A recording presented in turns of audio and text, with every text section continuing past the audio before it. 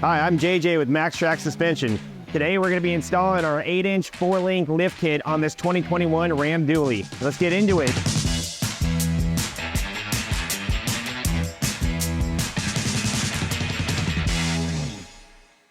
First step is going to be removing the sway bar.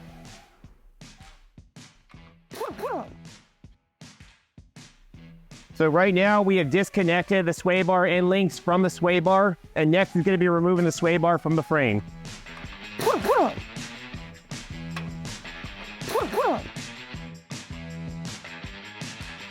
Next step, we're going to be lifting up our jack and supporting the axle while we start working on it. Okay, so in order to gain more slack in your brake line, we're going to have to take the hard line where it comes off the axle, which originally orients flat and straight back, and we're going to bend it up 45 degrees so it's pointing up at the soft line at the frame. Next step is going to be removing the shock and lowering the axle, removing the stock coil, and then installing the aftermarket shock to support the axle while we're installing the rest of the suspension.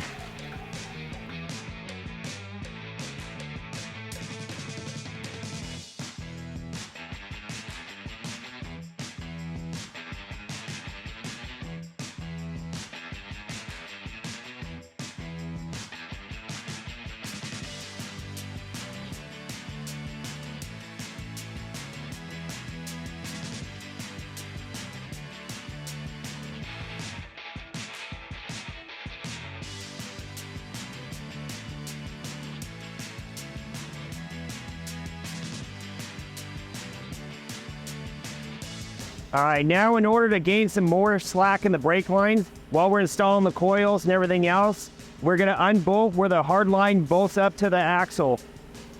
And the same on the other side.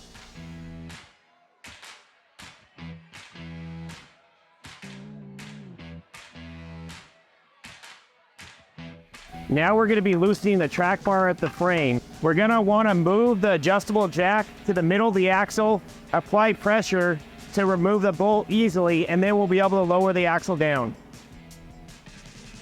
When lowering the axle down, you want to check for slack in all the brake lines, ABS lines, and any electrical plugs, such as the plug on the front differential, which we're going to have to unclip and remove so that we don't stretch and damage it.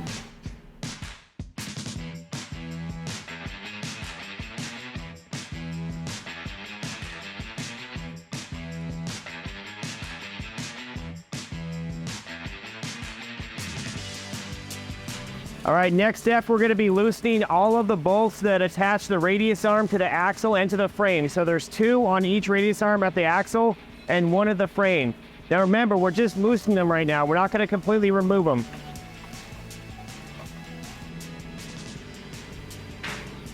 Now we're going to be disconnecting the drag link from the pitman arm, and we're going to have to break it free using a hammer.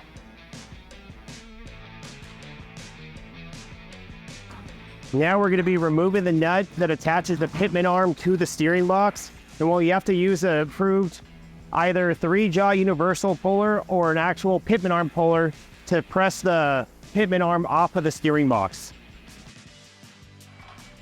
So in order to remove the factory pitman arm, we use this badass snap-on pitman arm remover tool.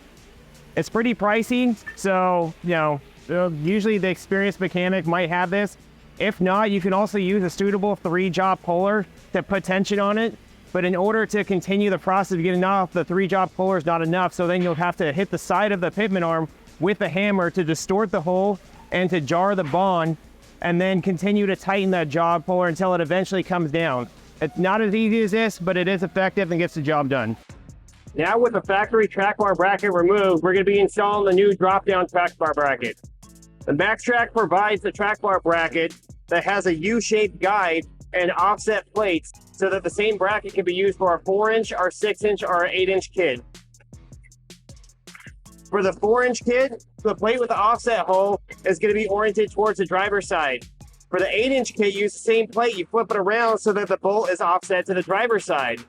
And for the 6-inch kit, you use the other plate that has centered holes that will center the bracket in the ovalized hole. Right now, we're not going to worry about these other plates with offset holes. We're just going to be bolting this up to the frame, and that will be installed later when the track bar gets attached to this. In order to install this, we'll be using the factory bolts at all 5 holes but provided nuts for the sideways mounted bolts that will attach it because the original threads were in the factory mount.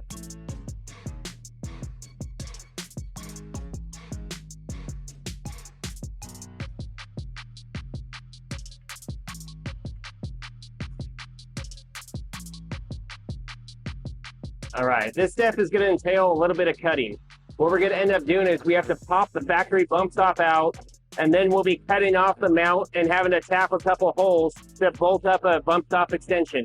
We're going to be using a 4.5-inch angle grinder to cut the original welds that attach the bump stop to the frame. This will entail about a 3-inch cut on both sides, and then the bracket will pop off.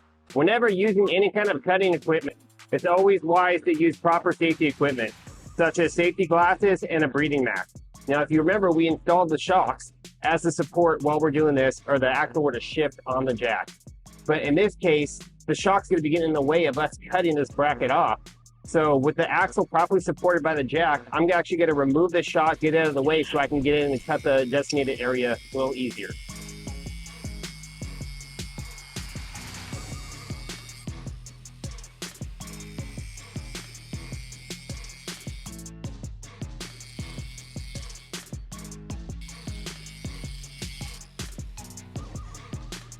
You'll want to tap the bracket with a hammer to break it loose the rest of the way. And if your cuts are deep enough, it'll pop right off. Now we're going to want a suitable sanding device to clean up any of the sharp edges that were left by the cutting this bracket off.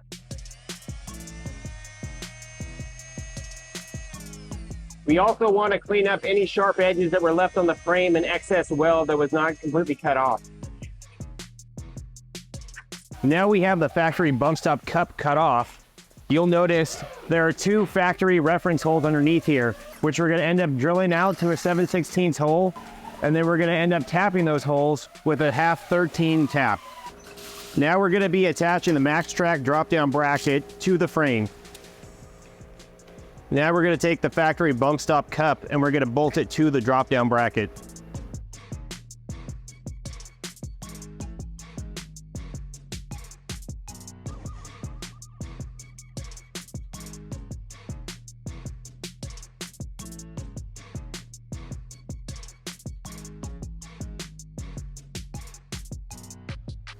And here's the new extended bump stop that will come with a kit also. We're going to want to lube it up where it presses into the factory cup, and then we can use the axle with the adjustable jack under the axle to press it into the cup.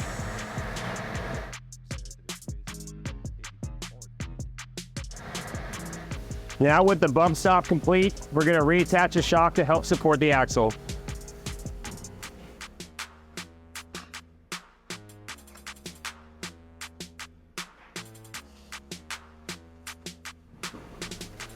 Now that the driver's side bump stop drop down and new bump stop have been installed, we're going to repeat all the same steps on the other side. So the cutting, the cleaning, the drilling, the tapping, and then the pressing into the bump stop.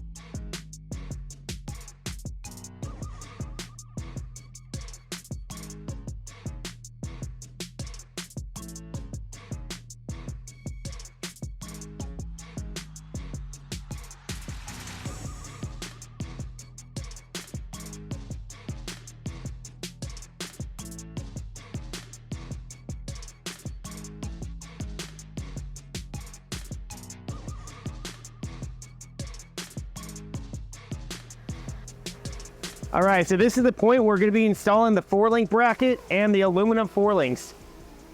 The radius arm is going to be removed. This bracket's going to be bolted up in the original radius arm mount, and then the links are going to go from here to the original mount on the axle. Let's get started.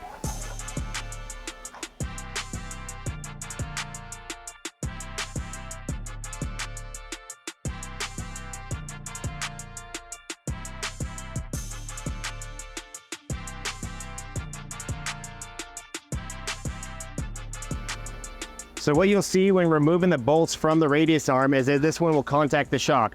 This is where we need to be very careful because the shock is what's helping stabilize the axle while it's on the jack. So this will either have to be slightly rotated or the shock will have to be unbolted to get this bolt out. So what I'm going to try to do is rotate it.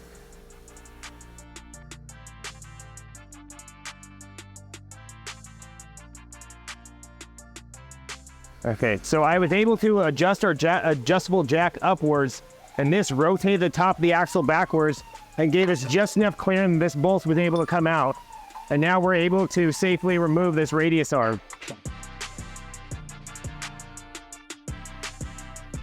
So the new 4-link bracket not only slides up in the pocket of the original radius arm mount, it also grabs 2 bolts from the cross member that runs underneath the transmission.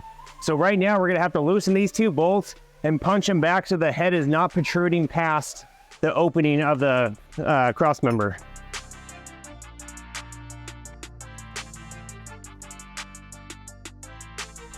All right, so also to help mount this 4-link bracket, there's a supplied U-bolt that's going to slide on top of the frame, angle down, it's going to tighten up to the top of the bracket. But one of the ears will interfere with the top link. So what we're going to need to do is measure a 1/2 inch in, mark a line, and then cut a 1/2 inch off of just one of the legs of this U-bolt.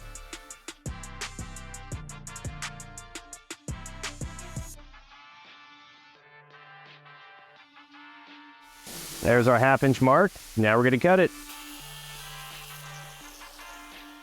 Now it's all cut, we're ready to go.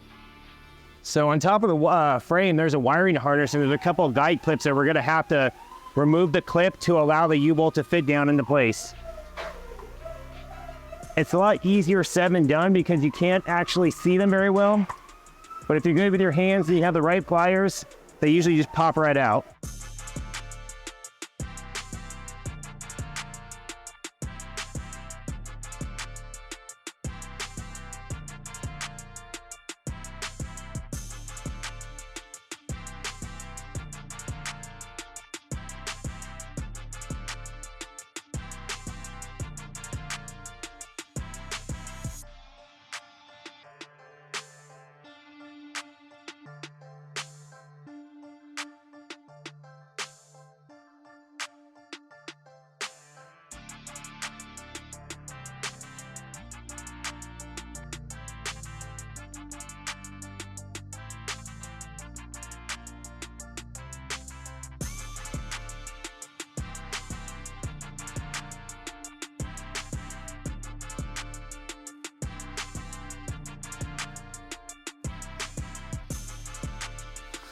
Now that all the bolts have been tightened up, we're going to go back and we're going to torque the U-bolt to 100 foot-pounds.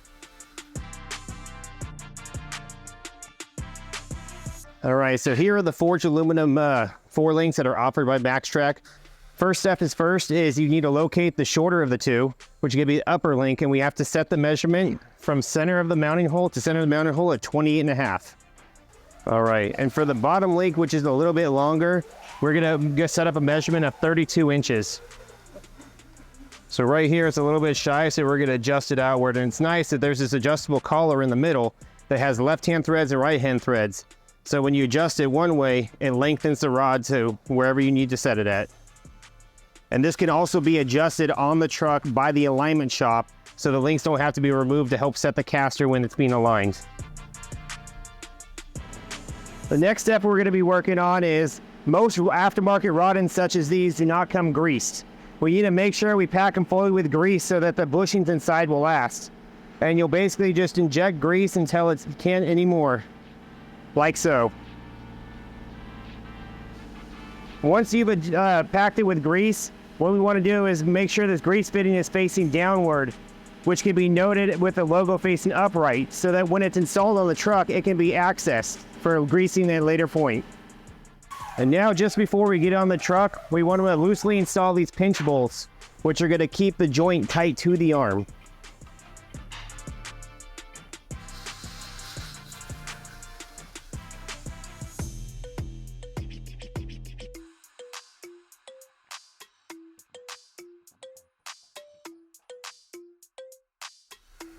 On the axle side of our link, we have these steel hat metal washers that need to be installed here.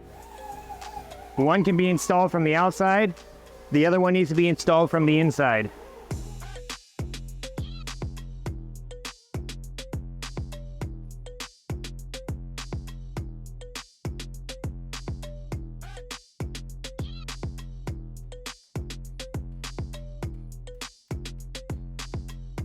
Now for the lower link.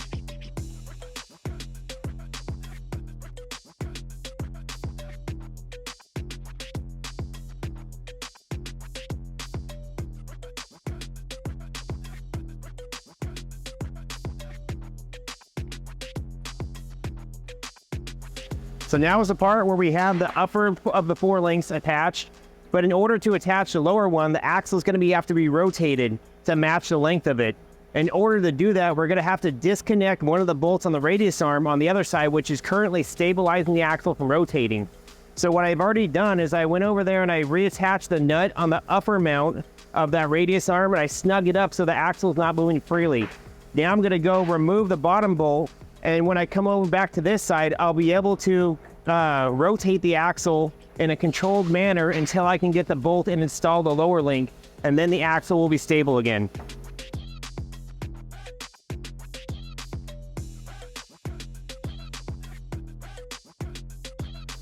There we go. Now that we have all 4 bolts of the 4 link installed, we can know that the axle is safe from rotating, and we can move to the other side and complete the 4 link install on that side also. At this point of the install, we have the 4 link installed on both sides with all the bolts loosely attached. What we're going to do now is go back and we're going to snug up the 2 bolts on each side that attach the links to the axle, but we don't want to fully tighten those because they're attached to a vulcanized bushing. Those need to be tightened when the truck's back on the ground at ride height. But where the rod end connects over here to the bracket, we can fully tighten these 9/16 bolt because it's a spherical ball and there will be no bushing line tightening it up in the air.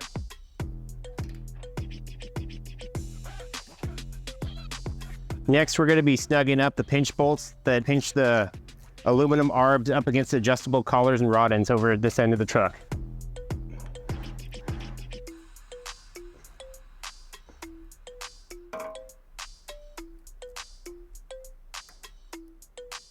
All right, so the last bit of adjustment to make on these control arms is tighten up the jam nut that attaches the spherical rod end to the arm itself. So in doing that, I'm going to use a large set of channel locks. You can also use a crescent wrench, but the upper arm is very tight, so the smaller jaws of the channel locks make it easier to get in there and snug it up.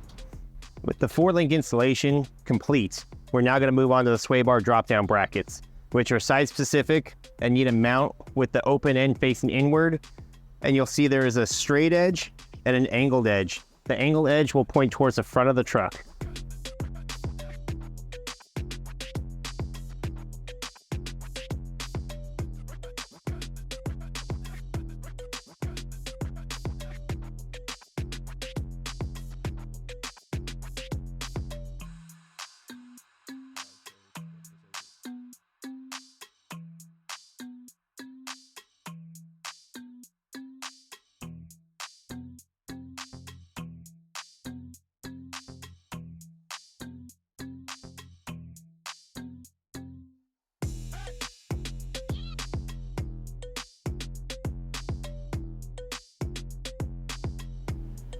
Now we're going to be attaching the track bar to the listed track bar bracket.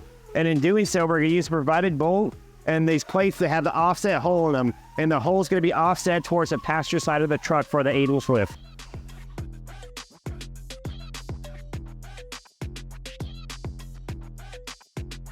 When tightening up the track bar, remember when the truck's up in the air, you only want to snug the bushing down. It's a vulcanized bushing, so you're not fully tightening until the truck is on the ground at ride height.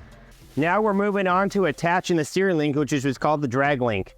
There's an adjustment bolt we're going to have to loosen. We're going to have to unscrew it, rotate it 180 degrees, and then screw back in. Originally, the drag link attached the pitman arm from the top down. We're going to be reattaching it from the bottom up.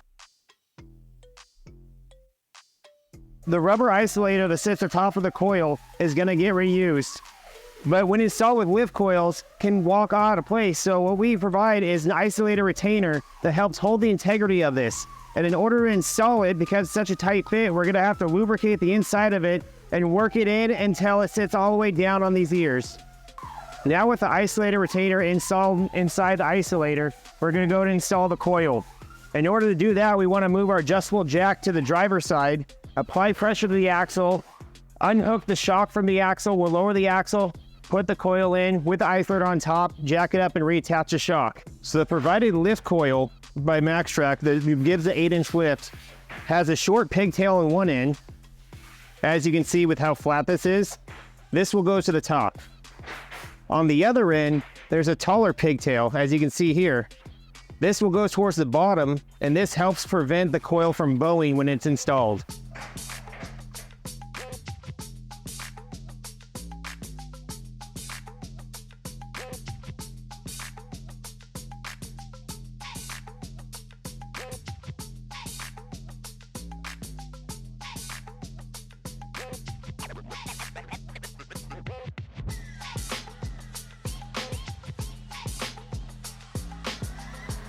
So now that we have the coil installed, we can go ahead and tighten up both ends of the shock completely.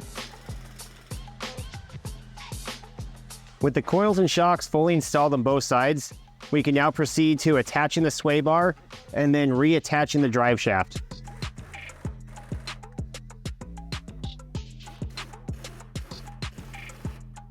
Now with the front wrapped up, we're going to be moving to the back of the truck, which is blocks, U-bolts, and shocks. Pretty easy.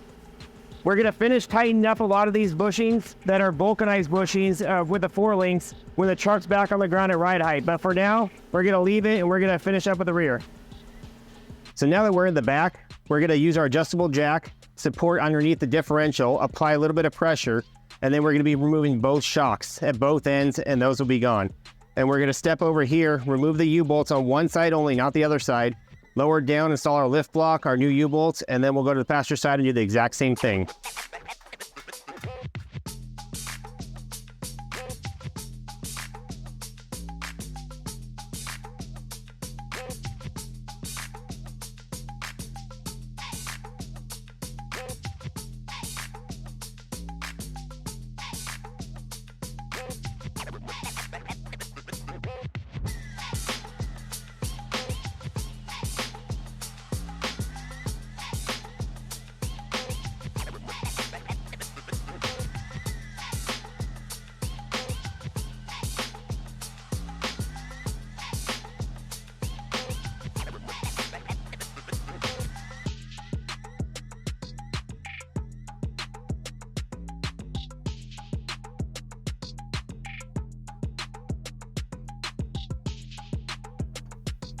So we're at the point where we have the block loosely installed just on the driver's side and the new longer U-bolts. So we're going to snug them up but not fully tighten them. We're going to go to the other side, install the block and U-bolts, and once both are in and the truck is even, then we'll torque down the U-bolts to 100 foot-pounds.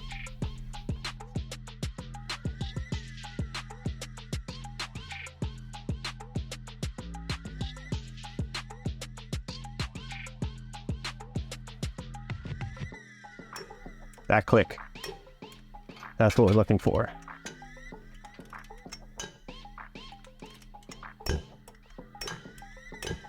Here's our new extended leg shocks that are going to be attached in the factory mounts using the factory hardware. One thing to remember with the MaxTrac shock, it's a twin tube shock. The shaft always mounts at the frame and the body always at the axle.